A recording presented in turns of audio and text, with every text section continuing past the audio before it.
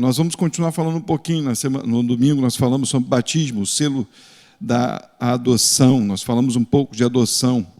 Hoje nós vamos falar um pouco direitos e deveres. Nós somos filhos, então nós temos um direito e também temos deveres. Romanos capítulo 8, versículo 16. No domingo a gente falou um pouquinho sobre a questão da adoção, que não existe mais condenação sobre aqueles que têm o Espírito, que foram selados, que creram no caminho, creram em Jesus Cristo. Está lá, é só ler todo Romanos capítulo 8. No versículo 1 vai falar, agora não há condenação para os que estão em Cristo Jesus, que não andam segundo a carne, mas segundo o Espírito. Isso quer dizer, aqueles que foram selados, batizados. O Espírito Santo é o selo, é o certificado de adoção. Quando o Espírito vem sobre o homem que se arrepende, ou a mulher que se arrepende, esse Espírito agora mostra em nós, nos revela que somos filhos de Deus.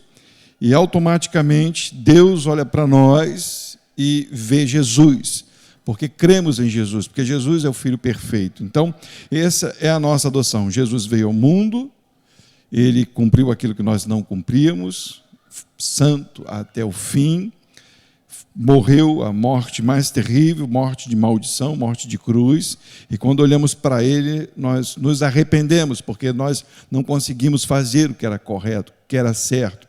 Ele fez o que era correto, ele fez o que era certo, ele nos mostrou que ele é o caminho de santidade, o caminho que leva a Deus. Só existe um caminho que leva a Deus, é Jesus Cristo. E quando nós passamos a crer, nós olhamos para dentro de nós e falamos, caramba, eu sou pecador, eu não consigo chegar a Deus. Jesus é essa ponte, é esse caminho. E automaticamente vem sobre nós o Espírito de Deus, ele abre os nossos olhos, nós passamos a entender quem somos e quem ele é. E aí, automaticamente, quando ele abre os nossos olhos, nós temos direitos e deveres. Ok? Romanos capítulo 8, versículo 16, diz aí assim, o quê? O próprio Espírito testifica com o nosso Espírito que somos filhos de Deus. Vamos lá, então. Então, o Espírito testifica. O que é testificar? O que é testificar? Confirmar, testemunhar, falar.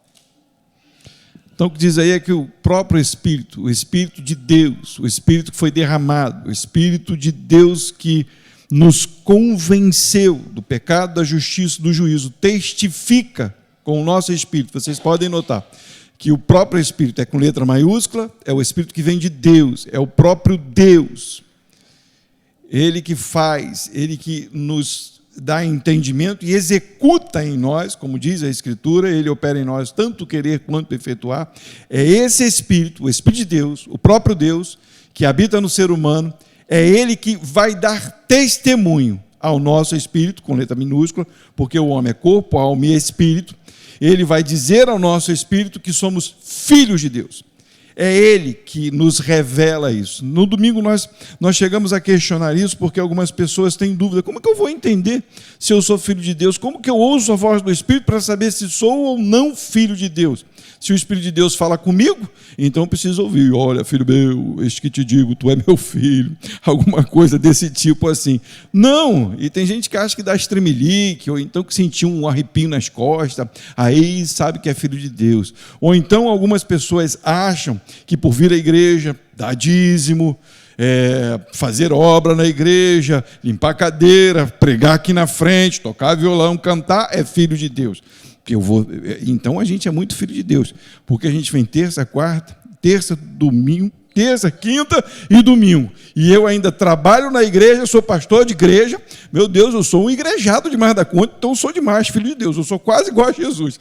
Não tem nada a ver com isso, não é com a quantidade de vezes que eu venho para a igreja, não é com a quantidade de coisas que eu faço na igreja, não é questão de oferta, não tem nada a ver com isso, tem a ver com arrependimento e tem a ver com correção. Nós falamos isso no domingo. O Espírito nos revela Cristo. E automaticamente, ele nos revelando Cristo, ele mostra a ação de Cristo, o que Cristo fez. Ele mostra que Cristo ouvia o Pai, obedecia ao Pai, se sujeitou ao Pai, E aí ele nos mostra quem somos, que a gente não ouve o Pai, não se sujeita ao Pai, não faz a vontade do Pai. Deus criou o mundo para a glória dele e os homens tiraram da criação objetos de adoração. Não adoraram a Deus. Jesus veio a esse mundo, sendo Deus, tomou um corpo de homem e o que ele fez? Adorou a Deus. Manifestou a glória de Deus. Manifestou o poder de Deus. E ele mostrou isso como homem quando ele dizia sempre assim: eu só faço o que eu vejo, né? Só faço o que eu vejo o Pai falar e só digo aquilo que eu ouço o Pai dizer. Então Cristo manifestou, Cristo é a expressão de Deus, veio esse mundo como homem e manifestou Deus. E aí ele fala para mim, para você, para que a gente seja da mesma forma. Quando eu olho para Jesus, eu devo entender isso. Eu devo entender que ele é perfeito, que ele é santo e que sem ele eu não consigo chegar a Deus. E isso tem que causar em mim arrependimento, porque eu não faço o que é certo. Se eu vir para a igreja todo dia, eu não vou ser perfeito. Se eu sentar nessa cadeira todo dia, levantar a mão, e não estou dizendo aqui que não é para fazer isso, glória a Deus, eu amo quando a gente canta, eu amo quando a gente grava, né, os cultos, e eu consigo ouvir a voz da igreja, é muito legal. Eu ainda vou conseguir botar um microfone aí para ficar aquele coral bonito, né? Eu acho legal ouvir a igreja cantando, eu acho legal, mas isso não nos leva a Deus. Isso é uma comunhão daqueles que entenderam que Deus fez, mandando o seu Filho e nos dando o direito de sermos redimidos do nosso pecado. O Espírito começa a nos revelar o que é isso. Ele diz para nós que somos pecadores. Ele diz para nós que só existe um caminho. Ele revela para nós que nós não viemos conquistar o mundo, mas que nós viemos conquistar através de Cristo o reino dos céus. Não estou dizendo com isso que a gente não pode trabalhar, ganhar dinheiro, ter casa, casar, não. Mas mesmo com tudo isso, a gente tem que entender que esse mundo um dia vai acabar. A gente não vai levar nada, a Bíblia fala sobre isso, a gente não consegue levar nada para o buraco. Vai ficar tudo aqui, e quem ficar com tudo aqui ainda é capaz de estragar tudo que a gente fez, né? E é assim, a nossa vida é assim, a gente constrói uma coisa e aquele que vem depois da gente, às vezes nem valoriza aquilo que a gente fez. Então a gente tem que entender o que Cristo fez por nós. Ele veio para nos tirar do pecado e nos dar salvação após a morte, porque todos nós vamos morrer. Todos nós vamos morrer. Eu falo com a Marta, depois você assiste, mas me perdoa. Ela, quando eu falo assim, Marta, um dia a vovó, ela toma conta de uma senhora, vai morrer. Não, ela não vai morrer, não.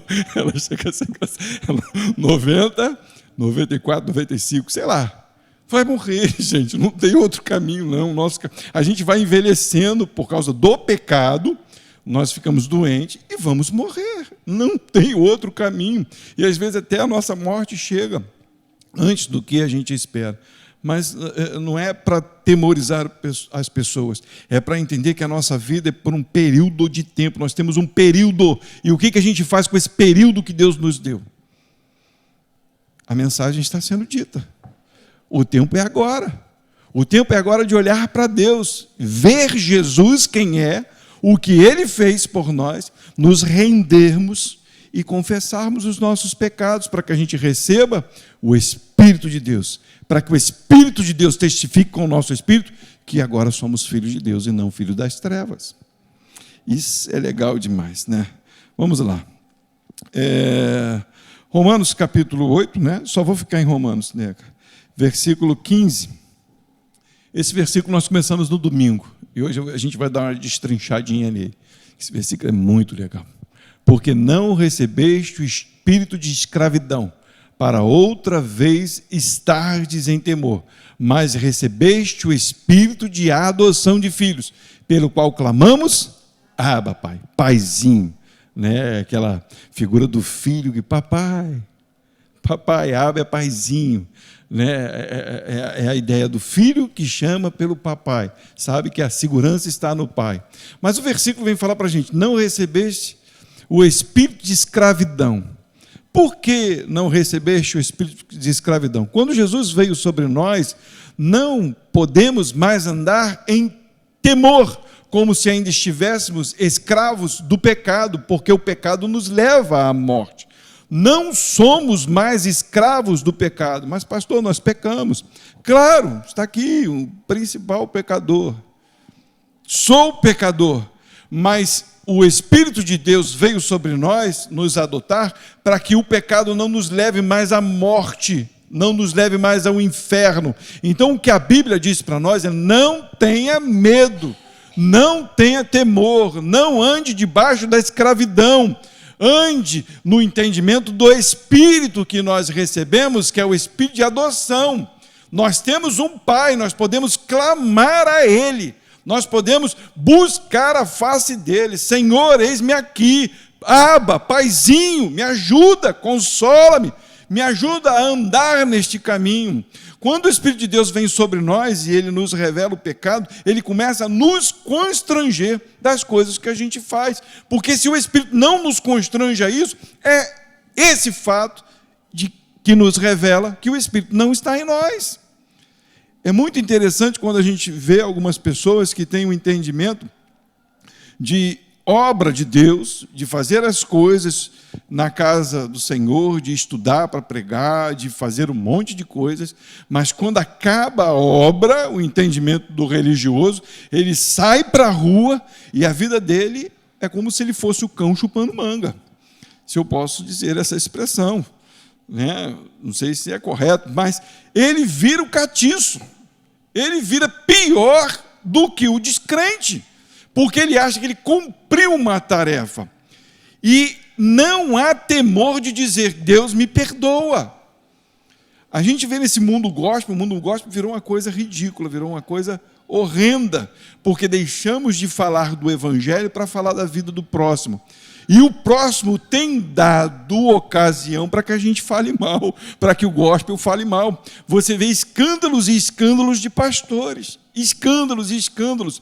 E o pior dos escândalos é que você não vê nenhuma retratação daquele que caiu.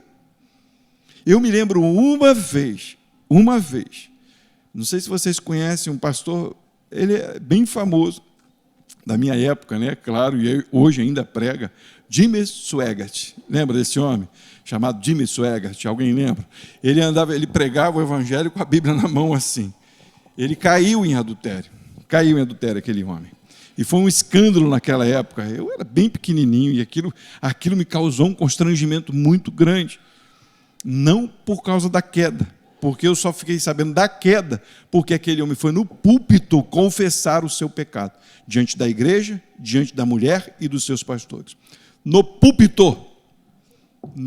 Isso, a igreja gigante. No púlpito. Hoje o que a gente vê é homens que se escondem para tentar contar a sua versão do que aconteceu. Homens que não têm temor a Deus. E aí entra no fuxico gospel, não sei de onde, no site de fofoca gospel, e aí fica essa bagunça, porque as pessoas não conseguem mais olhar para os evangélicos como pessoas santas. Não que elas não cometam pecado, mas como pessoas que tentam sair do pecado, que são incomodadas pelo Espírito de Deus. Pessoas que são incomodadas quando fazem alguma coisa errada, porque o Espírito dá testemunho de Jesus e fala assim: meu Deus, tem que causar constrangimento quando eu peco. Se não causa constrangimento, se não te dá coragem de dizer fui eu que fiz, me perdoa, tem alguma coisa errada. Por isso essa mensagem, para alertar a igreja, porque se não há isso, não há esse alerta na nossa consciência, pode ser que o Espírito de Deus não esteja em nós, nós devemos clamar: Abba, Pai, vem sobre mim, eu entendi, me perdoa, eu me arrependo, me batiza, me sela com teu Espírito Santo, eu quero ser uma nova criatura. Esse é o batismo de verdade, não é falar em língua, não é sair rodando, não é dar uivos, nem nada disso, não. O batismo da verdade, não estou falando contra dons espirituais, que a gente ama os dons espirituais, porque é dado por Ele também. E se eu não entendo que dom é dom, e que o Espírito, ele vai além do dom, ele é amor, eu não recebi. Eu simplesmente faço igual os outros, eu sou macaco de imitação, e vou andando pelo caminho de todo mundo. Se o cara rodou, eu rodo. Se o cara gritou, eu grito. Se o cara levantou, eu levanto. Se o ministro de música, então, ministro de música, né, o ministro de música, deixa eu arrumar uma palavra legal. O ministro de música, ele é o ajudante auxiliar do Espírito Santo para mover a igreja. Igreja, agora, vira para o teu irmão do lado. Aí a igreja, fala com o irmão. Igreja, agora adora a Deus. Ué, quem tem que adorar é você. Sou eu. Eu posso estar tocando aqui e não estar adorando. Agora eu vou provocar os irmãos a adorar. Eu amo a Jesus. Você ama Jesus? Então adora Ele. Eu não sou auxiliar do Espírito Santo. A igreja não. Os ministros de louvor não são auxiliares. Nós estamos aqui todos em conjunto adorando a um único Deus. Chega a ser uma perversidade isso. Me perdoe, meus amigos, mas é horrível eu ficar empolgando a igreja a fazer aquilo que eu quero. Não, ajam pelo poder do Espírito, se o Espírito falar com vocês, se é amém, é amém. Se é glória a Deus, é glória a Deus. Se é vou orar, e pelo poder do Espírito, porque eu entendo que eu não recebi um espírito de escravo, eu recebi um espírito de liberdade para que eu haja segundo o Espírito de Deus, para fazer a vontade dEle. Por isso essa igreja é livre para fazer a vontade de Deus, não o que a gente quer. Não para andar segundo o nosso desejo, mas para andar segundo a vontade do Pai, do Abba. Ele é o nosso paizinho. Lê comigo versículo 26, nesse mesmo texto, versículo 26 e versículo 27. Olha só o que diz, da mesma maneira também, isso é lindo demais, da mesma maneira também o Espírito, com letra maiúscula, esse é o Espírito de Deus, é o Deus que habita em nós, ajuda nas nossas fraquezas. Por quê, pastor?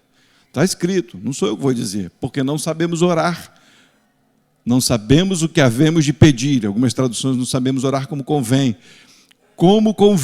mas o mesmo Espírito intercede por nós com gemidos inexprimíveis. Isso que Jesus, tem hora que tem que empurrar para sair. O Espírito de Deus é que está dentro de nós conversando com Deus. Aquilo que a gente não sabe falar para Deus, o Espírito sabe, porque Ele é santo. Ele é o próprio Deus que intercede por nós. Ele nos selou e ainda faz o favor a nós de interceder por nós. É muito lindo isso. Você não sabe o que pedir. A Bíblia declara isso e nós de verdade não sabemos o que pedir. Nós olhamos para as coisas e dizemos, nós queremos muito isso. Como eu quero. Né? Uma pessoa me falou, comprou um carro, porque ele viu que o carro era bonito. Só que o carro gasta mais. Entendeu? Ele teve que pedir o carro para o pai, porque o carro gasta menos. Entendeu? Porque ele olhou para o carro, ele falou assim, nossa, que carrão.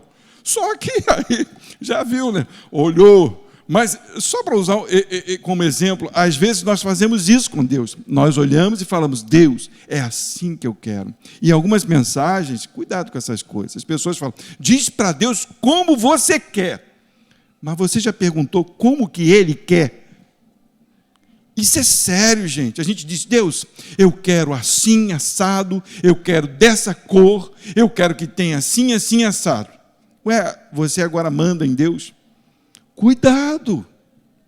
Não é errado pedir, Senhor, se for da tua vontade. Quem é Deus? É você ou é Ele? Eu sei que as mensagens hoje empolgantes, que enche igreja, é essa, entendeu? Se você falar isso em qualquer outro lugar, as pessoas não vão te ouvir, não vão dar nem crédito para o que você está falando. Vão, segundo o apóstolo Marçal. Terrível, mas deixa para lá. Mas é essa a ideia das pessoas, mas é uma ideia minha. Quem intercede por mim é o Espírito de Deus, é Ele que me faz clamar a Deus. E se Ele aperfeiçoa a minha oração, a quem eu vou deixar me conduzir? Vou me deixar conduzir por Ele, pelo Espírito de Deus, porque Ele sabe, Ele interpreta. Ele, sendo o próprio Deus, sabe qual é a intenção do Deus, né? Sabe qual é a intenção do Espírito. Volta lá, Bia, só para eu poder não me perder aqui. isso, anda fraqueza, porque não sabemos o que havemos de pedir como convém.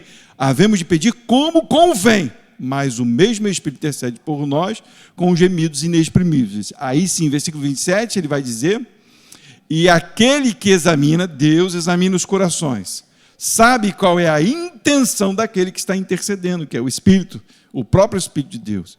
E é Ele que, segundo Deus, intercede pelos santos. Nós deveríamos descansar nisso. Nós deveríamos estar com o coração tranquilizados quanto a isso, porque Ele sabe o que é melhor para cada um de nós. Não estou dizendo que não se deva pedir, eu estou dizendo que a gente deve entender como pedimos. Entenda, existe dentro de você, se você se arrependeu, se você confessou Jesus como seu Senhor, um Espírito poderosíssimo que fala com Deus. E Ele sabe o que nós precisamos. Ele sabe se aquilo que você vai pedir é para o seu status, para você mostrar para todo mundo. Se Ele sabe que aquilo que você vai pedir vai te tirar da presença dEle.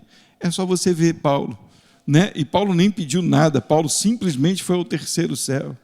Chegou lá, viu coisas inefáveis. Eu não sei como é que as pessoas contam do céu hoje, se Paulo disse que era impossível dizer para as pessoas. E aí, mas deixa para lá. Mas ele diz, nossa, e para que eu não me ensoberbecesse, Deus colocou um espinho na carne. Meu Deus! E ele ainda pediu por 3 vezes, Deus, tira de mim esse espinho. Minha graça te basta, porque o meu poder se aperfeiçoa na tua fraqueza. E a gente acha que é forte, que a gente sabe o que pedir. A gente acha que Deus vai se comover com os nossos pedidos. Vai se nós entendermos que Ele é nosso Pai e pedirmos com clamor e temor a Ele. É bem diferente. Bem diferente. Completamente diferente. Eu conheci uma mulher uma vez que ela falou, a gente fazia instalação da NET, e ela queria muito uma coisa. E ela falou assim, o meu Deus não vai me deixar ser envergonhado com o fulano, porque se ele tem, eu também tenho o direito de ter, porque o meu Deus é poderoso. Aí Deus às vezes dá para o ímpio aquilo que não dá para o crente, aí o crente fica, por que papai fez isso? Porque ele está te corrigindo, porque você quer mostrar para o outro que é melhor. É simples, mas isso Deus só faz com os filhos, com aqueles que se arrependeram. Vamos lá. Libertos da escravidão, somos logo herdeiros. Ei, isso é bom demais. Glória a Deus. Herdeiros e participantes da herança a ser conquistada. Versículo 17, por favor. E se nós somos filhos, somos logo herdeiros. Percebe isso? Se somos filhos, somos herdeiros. Não está escrito, vamos ser. Se depende, quem sabe, vai. Não sei, vai depender de você. Não! E se somos filhos, somos logo herdeiros. Bateu o martelo. Você é herdeiro. Você é herdeiro. Entenda, se sobre você está o selo de adoção. Se não viu a mensagem domingo, busca. Herdeiros também, verdadeiramente herdeiros de Deus. Nós pertencemos. Como que é a questão da herança, né?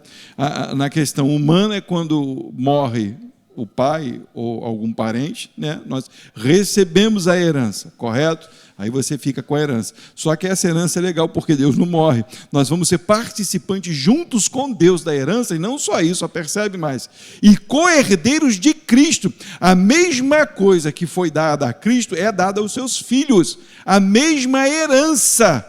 Se é certo, agora percebe que com Ele padecemos, para que também com Ele sejamos glorificados. Eu vou inverter.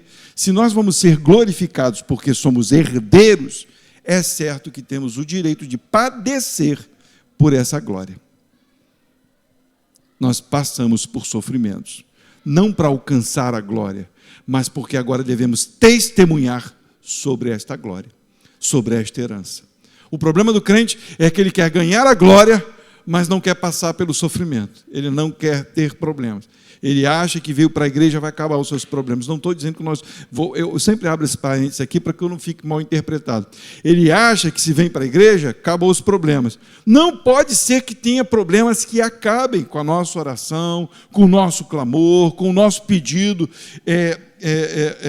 sujeitos à vontade de Deus. Pode ser que muitas coisas foram ouvidas pelo Senhor, mas entenda, o teu papel principal agora é manifestar neste mundo a herança que você recebeu, o Espírito que está sobre você, que Cristo veio a esse mundo morrer pela tua vida, e você agora padece por isso, porque nem todo mundo vai acreditar no que você está falando.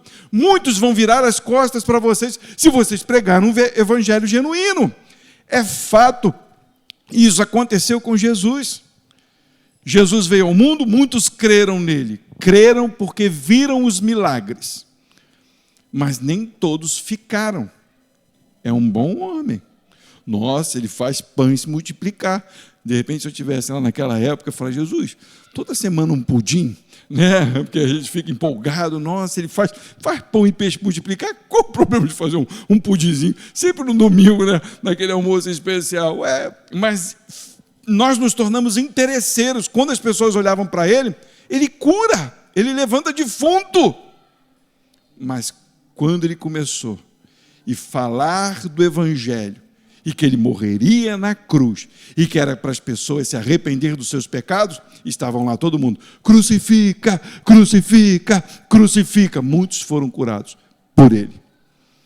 Muitos estavam lá pedindo a crucificação do Salvador. Quantos sobraram da multidão? 12. 12 porque um veio depois. E um foi eleito também, né? Matias. Mas o resto correu. É hora da gente pensar, porque nem todo mundo fica para o evangelho da verdade. Quando se fala a verdade, muitos fogem. Muitos querem o Deus, né, como foi pregado um domingo passado, ou quinta-feira, não lembro, sobre o Salmo 23. Eles querem do Senhor, é o meu pastor, e nada vai me faltar. Eles não querem o Senhor é meu pastor e Ele não vai me faltar. Ninguém quer e me faz, ainda que eu ande pelo vale da sombra da morte. Não, ninguém quer ainda que eu ande pelo vale da sombra da morte. Não, eu quero ir aos pastos verdejantes, mas para ir para os pastos verdejantes, tem que passar pelo vale da sombra da morte. Tem que ver o teu coração se ele teme a Deus. Para isso, o Senhor nos permite testemunhar. Coloque isso no coração de vocês. Nós fomos colocados neste mundo. E Deus derramou o seu Espírito em nós agora para mostrar ao mundo que esse mundo vai acabar, que nada dura. Nós podemos desfrutar? Podemos. Mas esse é o lugar onde as pessoas ainda têm o direito de buscar a Deus. Porque depois é céu ou inferno. Céu, gozo eterno. Inferno, maldição para todo sempre. O mundo, um e o outro, né? De vez em quando a gente sofre umas adversidade, tem uns momentos de alegria, tem uns momentos de confusão, daqui a pouco vem a alegria de novo, né? Um dia a gente está cansado, outro dia a gente está feliz. Os opostos, só canseira, só maldição, só alegria e disposição. Então, aqui é o lugar onde a gente busca Ele, passando por esses outonos, inverno e verão e primavera, passando pelas estações dos sofrimentos e das alegrias nesse mundo, né? Então, que a gente entenda isso em nome de Jesus. Nós somos herdeiros de Deus, nós somos co-herdeiros de Cristo e somos participantes como filhos de tanto quanto a herança também dos sofrimentos de Cristo aqui na terra. O versículo 18 e depois 28 diz assim: porque para mim tenho por certo que as aflições deste tempo presente não são para comparar com a glória que em nós há de se revelar. Somos herdeiros, mas nós vamos passar por tribulações. Mas esse período de tribulação não se compara com aquilo que a gente vai receber, porque é disposição, é paz, é gozo eterno. Você tem entendimento do que é ter prazer eterno? Nem no prazer a gente tem prazer. Nem no prazer. Aqui no mundo, não. Eu vou usar o exemplo do pudim, eu gosto de brincar falando do pudim, porque vocês ainda estão rindo. No dia que vocês pararem de rir, eu não falo mais do pudim. Imagina você comer pudim todo dia. Não é um prazer? É gosto de pudim. Pudim com ameixa? Sabor só. Come pudim todo dia. Come. Caraca, não aguenta mais, não passa mais. Aquilo que te dava prazer, já não te dá mais prazer. A gente fica pedindo quando entra o frio. Nossa, eu queria um sol. Caramba, eu não gosto do frio. Tem gente que fala assim, né?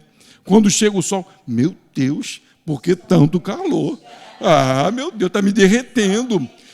Uma hora a gente tem desejo daquilo e automaticamente acabou o desejo. No céu, não.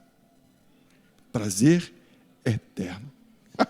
Meu Deus, é incomparável, a mente não chega lá. Então, nós devemos participar, entender que nós vamos passar por um período de dificuldades, mas não se compara com aquilo que aquele que tem Jesus vai receber. Mantenham-se firmes, versículo 28. Diz aí, e sabemos que todas as coisas, não é uma coisa ou outra. Eu já vi gente falar assim, todas as coisas, mas nem tudo. Porque se você quebrar uma coisa, quebrar outra, ou se machucar, então já não contribui. Contribui sim. Sabemos que todas as coisas contribuem juntamente para o bem daqueles que amam a Deus, daqueles que são chamados segundo o seu propósito. Se você foi chamado por Deus, tudo o que acontece na tua vida é para o teu crescimento, é para o teu amadurecimento, é para que você olhe para Deus, e eu posso citar exemplos e exemplos na Bíblia. Um deles é Jó. Quando eu olho para Jó, eu olho assim, meu Deus, se aquele homem passou pelo que passou, eu vou reclamar de alguma coisa? O próprio Deus diz, é justo, é reto, meu servo. Eu fico olhando o que Deus vai falar de mim. Você? Está muito menor que Jó. Está longe de Jó você. De Jesus, então, nem se compara. Não tem comparação. Mas está longe. O servo dele, Jó, ele permitiu que passasse por tudo que passou, para quê? Para no final ele dizer, antes eu só te ouvia, mas agora os meus olhos te veem. Mudou. O servo se tornou um homem completamente temente, e aquele que clama, Abba, Pai. Ele agora, Paizinho, estou nas tuas mãos, eu entendi quem é o Senhor.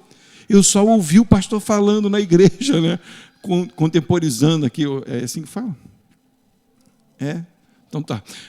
Trazendo para os dias atuais, não sei se eu falei certo, não fiquei meio na dúvida, mas trazendo para nós, está lá Jó sentado lá no templo, lá, ouvindo que os anciãos, né, passaram, né, Adão, Matusalém, Enoque, ouvindo as histórias, porque não tinha a Bíblia naquela época, mas ele ouvia as histórias da criação de Deus, e ele só ouvia. E aí Deus vai e se revela. Nossa, não tem comparação. Mas ele padeceu, e ele pôde testemunhar, porque o Espírito testificou. Deu testemunho, e ele foi uma testemunha. Como o Espírito testifica de Deus, ele também testificou de Deus para os homens, e está escrito um livro sobre a história dele. Entendem isso? Então vamos lá. Eu li isso. Versículo 36, estamos chegando no final. Versículo 36. Vai dizer aí. Como está escrito, por amor de ti, somos entregues à morte todo dia. Somos reputados como ovelhas para o matadouro. Nós somos uma oferta na mão de Deus. A ovelhinha que não precisa se defender. A ovelhinha não se defende, a ovelhinha ela está guardada, ela ama o pastor, ela ouve a voz do pastor, então ela não se preocupa, mas ela está indo para o matadouro. E é interessante que o nosso matadouro, para onde nós vamos, é para que depois dali nós sejamos glorificados. Ok? Então vamos lá. versículo 31 e 32, a gente encerra. Que diremos, pois, a estas coisas? Que diremos, pois? Se padecemos aqui nesse mundo, que diremos? Se sofremos, que diremos? Se Deus é por nós, conforte o coração. Quem será contra nós? Ninguém tem o direito de nos arrancar das mãos de Deus. Nós não somos mais escravos do pecado. Nós somos livres. Então, tudo que a gente tem que padecer, glorifiquem a Deus. Volto a dizer, abra um parênteses. Não é, quero sofrer, Deus, então, vou sofrer. Venha sofrimento sobre a minha vida. Não estou falando isso, ninguém é maluco. Mas nós vamos padecer, nós vamos sofrer. E o que a gente faz? Nós glorificamos a Ele, porque sabemos que ninguém, nem nada, pode nos arrebatar do amor de Deus. Versículo 32 vai dizer: aquele que nem mesmo a seu próprio filho poupou, antes o entregou por nós. Se ele não poupou o seu próprio filho, sendo Deus, o entregou para ser escarnecido, zombado, debochado, blasfemado, machucado pelos homens, entregou por nós, como não nos dará também com ele todas as coisas? Porque somos co-herdeiros. Nós vamos participar da mesma glória que Cristo agora participa. Isso é lindo demais, isso é precioso demais, isso precisa estar gravado no nosso coração. Nós precisamos respirar isso, viver isso. Então, o que nós vamos fazer? Vamos orar. Vamos pedir a Deus para que Deus nos conforte com esta palavra, que nos dê entendimento desta palavra e que a gente possa testemunhar sobre este Cristo, que a gente não tenha medo, não tenha temor, que a gente viva em abundância no poder do Espírito de Deus. Mas entendam, não façam nada pelas suas forças, façam pelo poder do Espírito de Deus.